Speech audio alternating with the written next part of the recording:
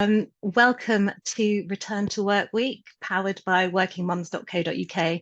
I'm Gillian Nissim, founder of Working Mums, and I'm your host today. Working Mums has been supporting job seekers for looking for a better work-life balance for over 17 years, and we're really excited to introduce Return to Work Week. And the week really puts a spotlight on those organisations that are supporting women who want to return to work after a career break by offering work that works for them, as well as providing expert advice on everything from CV writing to negotiating flexible working.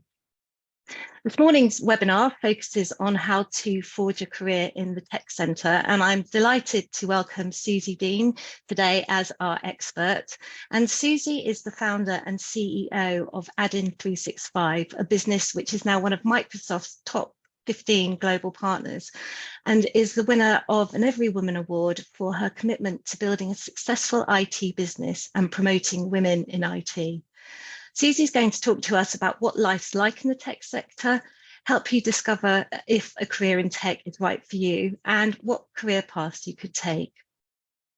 Please do ask questions throughout. If you use the chat function, you'll see that at the bottom of your screens. We will make sure there's time to answer as many questions as we can towards the end of today's webinar. So with that, welcome, Susie. Thank you for having me here today. It's great to see you. Let's kick off it'd be great if you could tell us a bit about your journey and how you became an award winner in the tech sector. Well, it goes back quite a long way. So I was doing a degree in London in government, actually, which of course doesn't really lead to any particular sort of job. And I needed to earn some money. So I took some part-time work as a receptionist in one of the first Microsoft partners in the UK. It was about 2004, something like that. While I was a student, ended up going from the reception desk to telesales, and the telesales desk manager, then a sales manager, then a project manager, then an account manager, and sales director around the just after the financial crisis, so around 2010. So I sort of quite accidentally fell into the tech sector with no technical background, but very much learnt on the ground, learnt through the day-to-day of the doing, and it sort of career evolved from there, really. A few years later, I started my first business, and then learnt some lessons and started Add-in 365 8 years ago now, which is obviously the business that I run now. So an accidental entry to the tech sector. Oh, you're on mute. Classic. That's really interesting. You say you kind of fell into it accidentally. Did you have an interest, stroke aptitude for tech? I think your predisposition as a person is quite important, isn't it? When you select work that you want to do. And I've always been a problem solver. If I see a problem, I have to fix it. And so the earlier part of my career trajectory was really about seeing problems and just thinking that can so obviously be done so much better than it's being done now. I'm going to go and say something, which probably there's a point there about being proactive. But the thing that happened in tech when I started working in this space that still exists today and is a huge problem is there's a big gulf between technical people and everybody else. And I remember being involved in early engagements with customers where you'd have ordinary business people, normal people, sort of saying, oh, well, can we do this and can we do this? And you'd have a technical person on the other end of the table. Honestly, they could be speaking Japanese. It made no sense. And so there was this huge challenge between ordinary people, business people, technicians, and I became the translator between the two. And I think even today, the sector needs more business-minded, normal folk to aid that translation, because technology is only getting more complicated. Everybody talks now about AI, security. Actually, the hardest thing is explaining to ordinary people what that means for them. And so, a lot of what I've done in my early career, but actually what my business is now do, what we sort of exist in the world to deliver to people, is that ease of understanding of what does this tech do, make it something easy to apply, easy to use, in order that business and society as a whole gets benefit from it. I think that the nervousness around tech can be that it feels like this black box of, oh, you've got to be some sort of developer to get on in it, when actually the industry as a whole is crying out for the opposite of that, so that people can get proper value from it. Thank you. That's a really interesting view on the industry, and I think something that we'll come back to shortly when we're looking at different careers. Another area I'm keen to understand more about is I mean, the tech sector is seen as very male dominated, and it'd be interesting to get your perspective on that, but also whether in your journey to what you're doing today, you encountered any bias, and if so, what you did to overcome it. Oh yes, yeah. I mean, I think a lot has changed in the last 20 years, a lot. But yes, certainly there was an attitude when I was, and I think, by the way, possibly if you're sort of in your early to mid 20s, there might still be some of this attitude. I don't know how much of this is the industry changing or just me being older than I was then. But there was a bit of an attitude of women, particularly on the sales and marketing side. It's almost being there to entertain, rather than being there to lead a session or to get a result. And I do remember a boss, I found out that somebody that was doing the same job as me, a chap, was earning more. And when I confronted my boss about it, he said, well, he has to pay for his girlfriend. As though there was someone paying for me. But, you know, sort of accepted it and went off and carried on. So I don't think it's so bad today, but I wouldn't say it's non-existent. I was at a CEO event, I think about 18 months ago, and there was a dinner and the wine was flowing, and, you know, there'd been a very good conversation amongst these tech CEOs during the day, and one of the chaps had a little too much to drink, I think, and he said, well, you know, you're really feisty. And then someone else chipped in, oh yes, she's scary Susie. And I said, hang on a minute. I said, if I was a chap, you wouldn't be talking to me like that. So I think that, you know, I wouldn't say that there's none of that, but I would certainly say I think I think everybody is quite aware that if you turned around to a woman and said she was being paid less because she doesn't have to pay for her girlfriend, it'd been quite a bit of hot water. So I think, yes, certainly had it, less of it around today. Though I do think women face a general and ongoing problem around pregnancy, early years, childcare. And I know that there is reluctance, I think, to hire women if they're known to have young children, or someone thinks, oh, possibly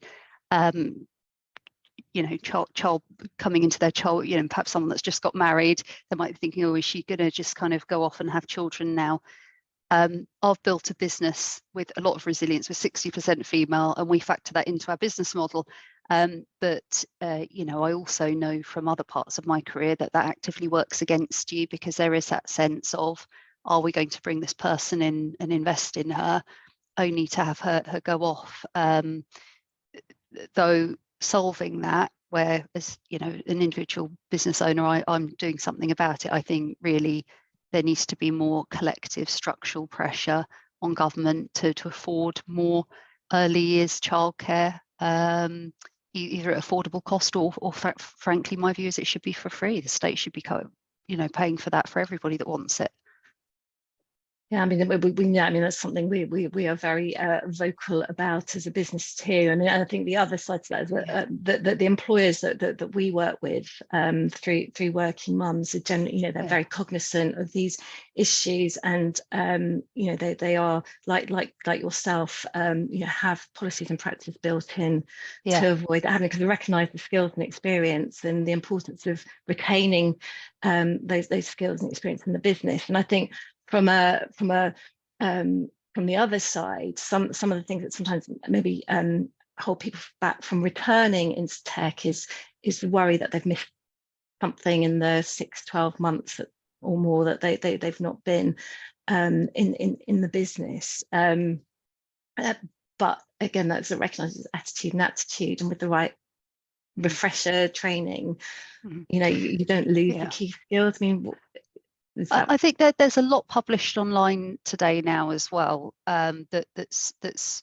sort of free of charge and ready to use. So imagining you've taken a year out or longer, has technology moved on? Yes, of course it has.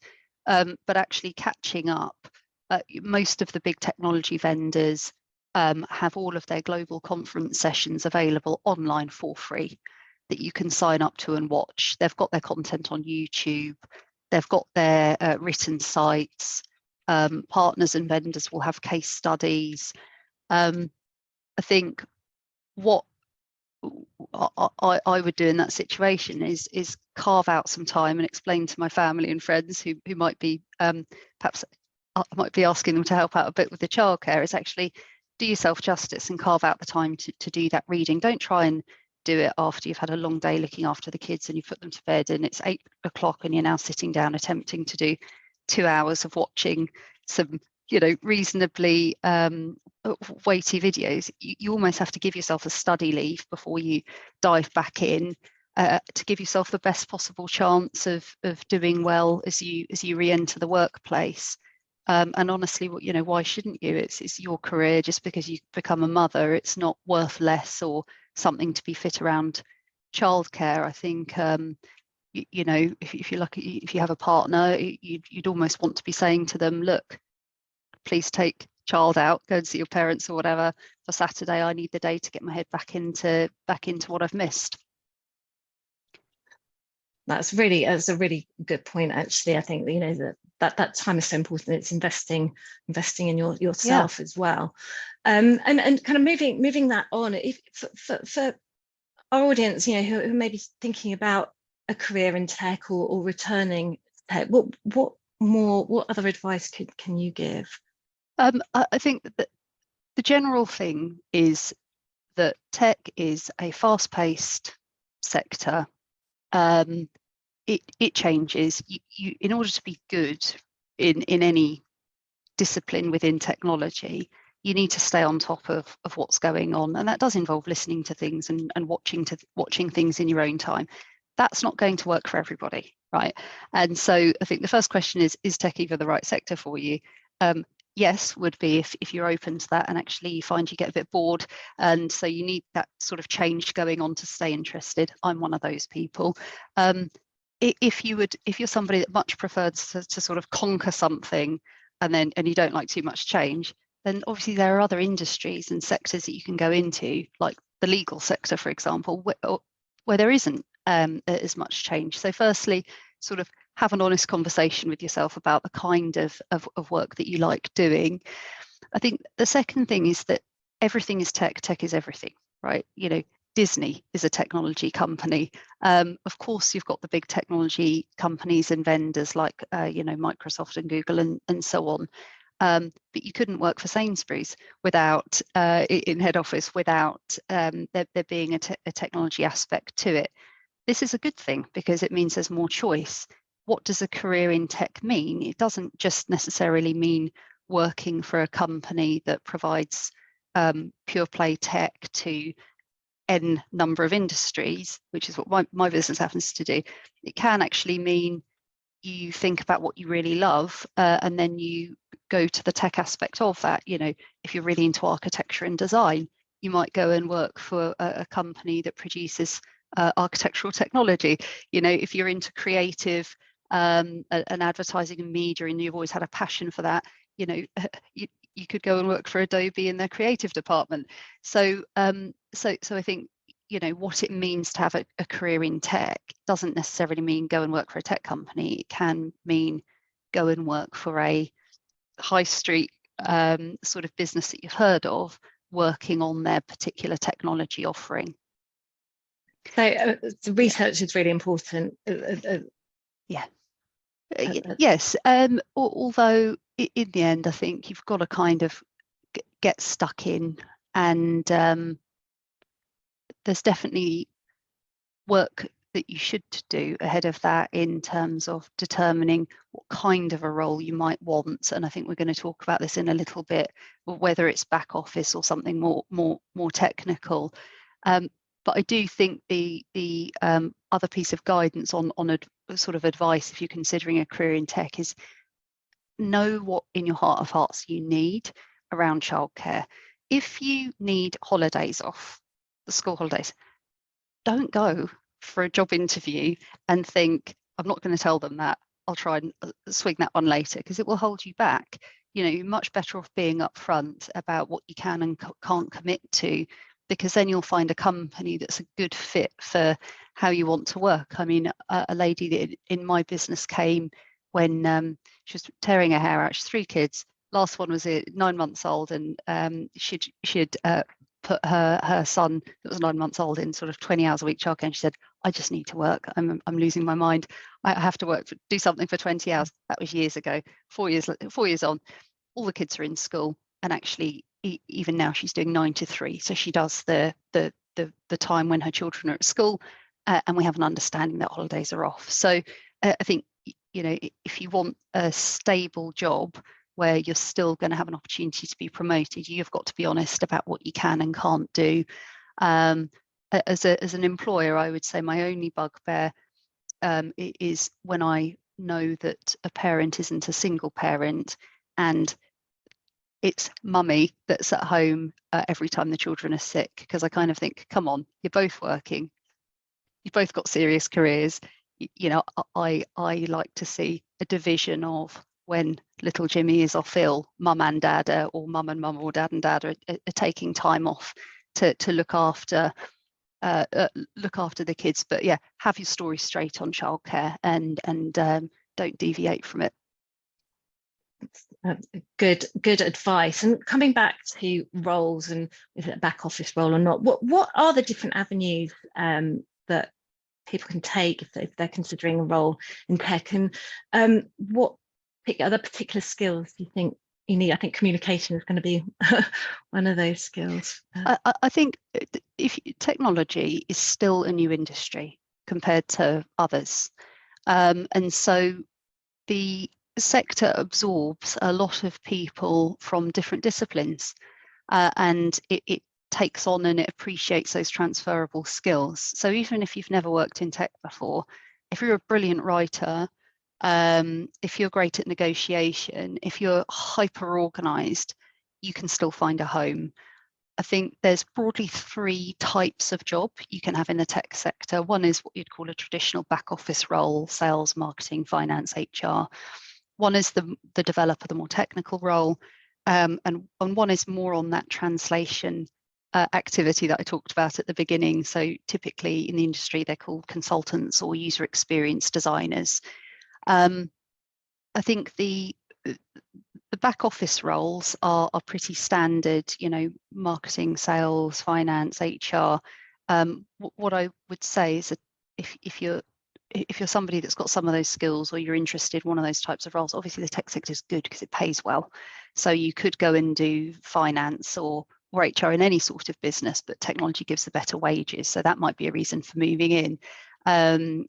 The person interviewing, though, would still want to see a passion for the technology and also an understanding of what's different about tech. You know, often an interview question will be, well, why don't you go and do HR in the company down the road? So there'd need to be something in you driving that beyond just it's better paid. The developer, more traditional technical roles, we had an influx of employees about 2 years ago, and they'd all done one of these courses that you do and you pay for in your own time. And we had a guy join, very young guy, from a Manchester paper mill. He'd gone of his own accord and done this course and turned up. Had another guy that had been selling insurance in a call centre, same thing. And they'd done this course, and then they came into our company, and we sort of trained them up in those developer skills.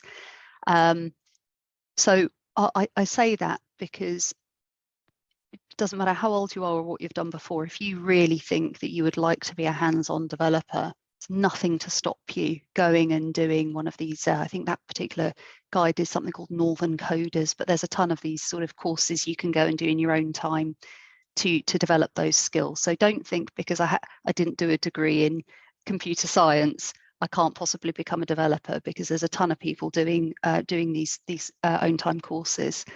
So that's the second kind of job.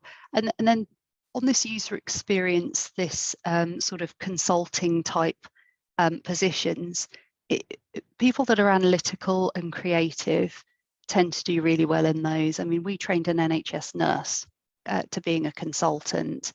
And actually quite recently, this was totally coincidental, we had two architects who obviously design, that's kind of what their brain is wired to do. They've joined and user experience professionals in the business.